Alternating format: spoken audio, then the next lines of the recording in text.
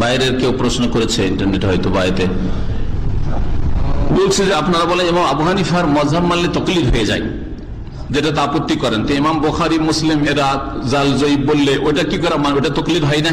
এর জবাব, আমরা যদি বলতাম যে ইমাম বুখারী সমস্ত হাদিস সম্পর্কে যেটা বলেছেন ওটাই শুধু মানতে হবে, তাহলে এটা তাকলিদের সাক্ষী হতো, এটা হারাম হতো। হ্যাঁ, আমরা যদি বলতাম যে কোন আলেমের কথাই মানা যাবে না, তাহলে এটা ভুল কথা হইতো। একজন আলেমের তাকলিদ, শুধু ইমাম আবু হানিফা তাকলিদ করবেন, শুধু হানাফি গিয়ারে থাকবেন, শুধু শাফি, এটা জায়েজ নাই। কারণ এতে হক সত্য কখনো পাবেন না, ফুল সত্য পাবেন না। ওই রকমই জয়ীর জালের ক্ষেত্রে যদি কেউ বলতো এই কথা, কোন আলেম বলেন না, মুহাদ্দিস বলেন না, আর মুহাদ্দিস হাদিসের ছাত্ররা বলেন, আমরা বলি না, আমরা হাদিসের ছাত্র, আমরা বলি না যে ইমাম বুখারী হাদিস সম্পর্কে যা বলেছেন মন্তব্য সেটাই 100% ঠিক। এটা যদি বলতাম তাহলে এটা তাকলিদ হইতো।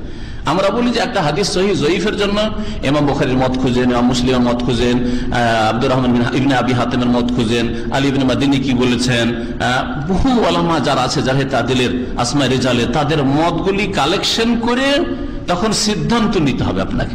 ওই রকমই ফিকহি মাযহাবের আবু হানিফা, শাফি, মালিক, আহমদের মতগুলি কালেকশন করে আপনাকে কোরআন এবং হাদিসের আলোকে সিদ্ধান্ত নিতে হবে যে আসল সহিহ মাসলাটা কি। বুঝতে পেরেছেন একই রকম না দুটো বিষয়? বুঝতে পেরেছেন উত্তরটা? ওরা সহিহ জয়ীফের হুকুম আমাদের যে ওইটাকে তাকলিদ মনে করেছে, এটা তাকলিদের সাক্ষী না, আমরা তাকলিদের সাক্ষীকে হারাম বলছি। কিন্তু সাধারণ মানুষ সরাসরি কোরআন হাদিস থেকে ফতোয়া নেবে এটা অসম্ভব। তারা আলেমদের কাছ থেকে জিজ্ঞেস করে নেবে, কিন্তু একজন আলেমের কাছে শরণাপন্ন হবে না, আর একজন আলেমের কথাই হক সীমিত আছে কথা মনে করবে না। যেমন কেউ যদি মনে করে যে শেখ মতিউর রহমান যেটাই বলছে 100% ঠিক, তাহলে এটা হারাম। হ্যাঁ, আন্দোলনের আলেম ওলামারা যেই সব ফতোয়া দিচ্ছেন সবটাই ঠিক, তাহলে হারামই ফতোয়া। কথা বুঝতে পেরেছেন? আর যদি বলে যে আন্দোলন আলেমরা কোরআন হাদিসের আলেম, শেখ মতিউর রহমান কোরআন হাদিসের কথাই বললে, সবগুলি মিলিয়ে ঝুলিয়ে যেটা কোরআন সুন্নাহর কাছাকাছি আরো ওলামারা রয়েছেন তাদের কাছ থেকে জানলাম তারা কি বলছে, কোরআন হাদিসের কাছাকাছি ওইটা নেবো, তাহলে এটা হক। ওই রকমই শুধু আবু হানিফার মাযহাব নেব, এটা জায়েজ নয়, তাকলিদের সাক্ষী হারাম। শুধু শাফির মাযহাব নেব, হারাম, এটা তাকলিদের সাক্ষী। কিন্তু যদি ইমাম আবু হানিফা, শাফি, মালিক, আহমদ চারটা মত রয়েছে বা তিনটা মত একটা মাসলাই রয়েছে, হ্যাঁ, যেমন সূরা ফাতিহা আমার পিছনে পড়তে হবে কি হবে না, একদল বলছেন না কাউকে পড়তে হবে না, আরেক দল বলছে না সবাইকে পড়তে হবে, আরেক দল বলছে যে শুনলে পড়তে হবে না, না শুনলে পড়তে হবে। তিনটা হইল কিনা? এখন তিনটার মধ্যে যদি বলেন না, একজন বলছে আমি আবু হানিফা নেবো, জায়েজ নাই আপনার জন্য এই কথা বলা। আরেকজন বলে আমি শাফিটা নেবো, জায়েজ নাই। আমি হচ্ছে মালিকি, সুতরাং মালিকাটা নেবো, তাহলে এটা হারাম, তাকলিদের সাক্ষী হারাম। শুধু তাকলিদ হারাম নাই, কি বললাম? তাকলিদের সাক্ষী, ব্যক্তি পূজা হারাম, একজন ব্যক্তির অন্ধ অনুসরণ হারাম। শেখ মতিউর রহমানের সবগুলি ফতোয়া নেবো, এটা হারাম, তাকলিদের সাক্ষী। কথা বুঝতে পেরেছেন? কিন্তু যদি বলেন না কোরআন হাদিসের যে কোনো আলেমের কথা নেব, তবে যার কথা কোরআন হাদিসের কাছাকাছি মনে হবে, আমার যদি ওই যোগ্যতা না থাকে তো আরো 5 জন আলেম আছেন, 5 জন আলেমই বলছেন একমত, আর আমি শুধু একাই বলছি, তাহলে আমারটা ভুল হওয়ার সম্ভাবনা বেশি। কথা বুঝতে পেরেছেন? কিন্তু কোরআন শর্ত হচ্ছে কোরআন হাদিসের তারা আলেম হবে, বেদাতি আলেম হইলে হবে না। বেদাতি আলেম যদি 1000 হয় আর কোরআন হাদিসের একজন আলেম হয়, একজন আলেম সে প্রাধান্য পাবে। বুঝতে পেরেছেন? জি, এবার বুঝতে পেরেছেন তাকলিদের সাক্ষীর ব্যাপারটা। জাল জয়ীফের ক্ষেত্রে আমরা যদি বলতাম শুধু নাসিরুদ্দিন আলবানির কথা নিতে হবে, তাহলে তাকলিদের সাক্ষী হারাম। আর যদি বলি যে অনেক ওলামারই খেদমত করেছেন বর্তমান যুগে 20 শতাব্দীতে নাসিরুদ্দিন আলবানির মতো হাদিস সহিহ জয়ীফের কেউ খেদমত করেনি, সবগুলি সামনে রেখে তিনি করেছেন। সুতরাং তার কথাগুলি আমরা অধিকাংশ যুক্তিসঙ্গত বা দলিল সঙ্গত পাই, বাকি তার কথার বিপরীত আমরা বলি। বরং কোরআন হাদিসের আলেমরা তারা বলেন, জি বলেন, যেমন তিনি বলছেন যে চেহারা ঢাকা মুস্তাহাব মহিলাদের, আর কোরআন হাদিসের বড় বড় ওলামারা আজকে সৌদি আরবের সমস্ত ওলামা বলছেন চেহারা ঢাকা ওয়াজিব। তাহলে কোথায় তাকলিদ করলেন? ঠিক না?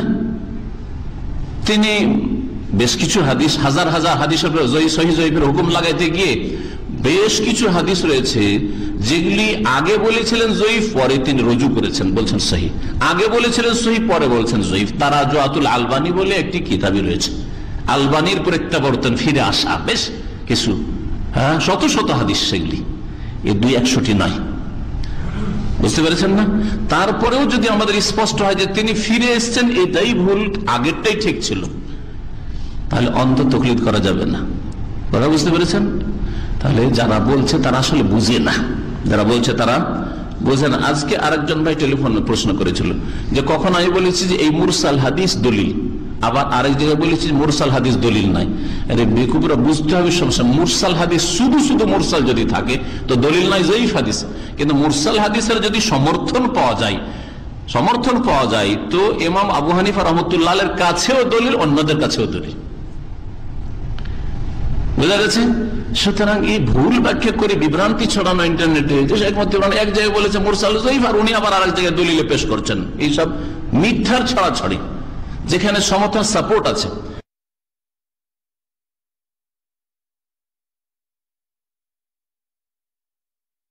কোরআন শরীফ খুলে দিলে সূরা ফাতিহাটা পড়তে পারবে না ঠিক মতো, আর হাদিস পড়তে দিলে হদসে আকবর করে বসে থাকবে।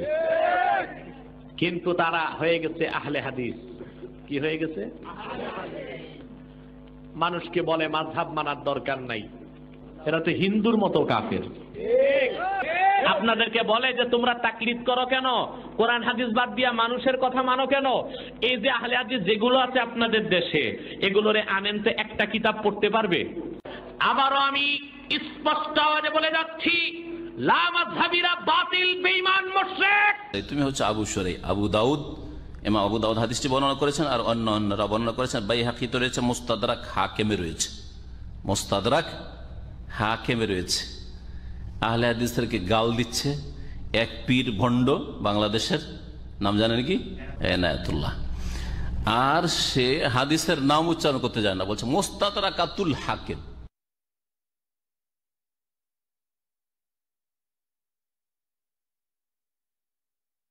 এই কালেমাটা আল্লাহর আরশে আজিমে লেখা আছে,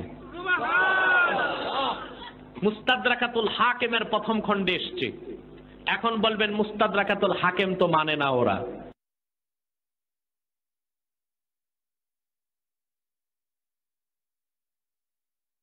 কি বলছে? মুস্তাদরাকাতুল হাকিম।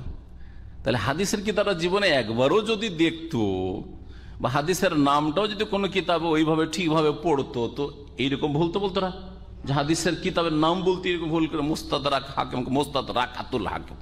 আর তারপরে কুফরির বিনা লাগামের ফতোয়া, লাগামহীন ফতোয়া ঢালাহারে, কেউ বিরোধী হইলে কাফের। কিন্তু এই কথা জানেন না এ নালায়েক, যে কাফের বলে তারই কাফের হওয়ার যে আশঙ্কা রয়েছে। এই জন্য সহিহ আকীদার কোন আলেমে দ্বীন কাউকে কাফের বলে না। মুসলিম ফিরকার যারা বিরোধী, শিরক বেদাতে থাকলো কাফের বলে না। শিরক বেদাত থাকলে বলে এটা শিরকি আকীদা, এটা কুফরি আকীদা, এটা শিরকি কথা, এটা কুফরি কথা। কিন্তু আমরা কখনো এই কথা বলি না যে অমুক কাফের, অমুক মুশরিক। এই কথা আমাদের হাজার হাজার আলোচনা আছে, কোন আলোচনাতে পাবেন না। স্পষ্ট ভাষায় বলছে এবং চ্যালেঞ্জ করে বলছে, কোন আলোচনাতে এইভাবে পাবেন না যে অমুক মুশরিক, অমুক কাফের, এই কথা পাবেন না। ব্যক্তি সম্পর্কে আমভাবে বেনামাজি কাফের হয়, আল্লাহ বলেছেন, তার রাসূল বলেছেন, সেজন্য। যে শিরিক করে আল্লাহ ছাড়া অন্যকে সিজদা করে, সে কাফের মুশরিক হয়ে যায়, এটা আম কথা, এটা বলা কোরআন এবং হাদিসে আছে। কিন্তু অমোঘ ব্যক্তি যার নাম হচ্ছে জালালউদ্দিন, সলিমউদ্দিন, আর সে আল্লাহ ছাড়া অন্যকে সিজদা করে, সেই জন্য সলিমউদ্দিন কাফের মুশরিক, এই কথা আমাদের এতে পাবেন না। তার কাজটি হচ্ছে শিরকি, তার কাজটি হচ্ছে কুফরি, কাজের ওপর হুকুম পাওয়া যায়। পক্ষান্তরে বিদআতপন্থীদের লক্ষণ হচ্ছে ঢালাহারে বিরোধী হইলে, যদিও সহিহ আকীদা, প্রত্যেকটি ক্ষেত্রে দলিল তালাশ করতে বলে যারা, কোরআন এবং হাদিসের কথা, তারা তাদের কাছে বড় কাফের। আউযু বিল্লাহ। এইসব বিদআতীদের কাফের হওয়ার আশঙ্কা বেশি শুধু নয়, বরং নবী করিম সাল্লাল্লাহু আলাইহি ওয়াসাল্লামের হাদিসে রয়েছে, সহিহ হাদিস, একটি নয় বেশ কিছু হাদিস রয়েছে, যারা কোনো মানুষকে কাফের বলে বা কোনো জাতিকে কাফের বলে অথচ তারা কাফের নয়, তাহলে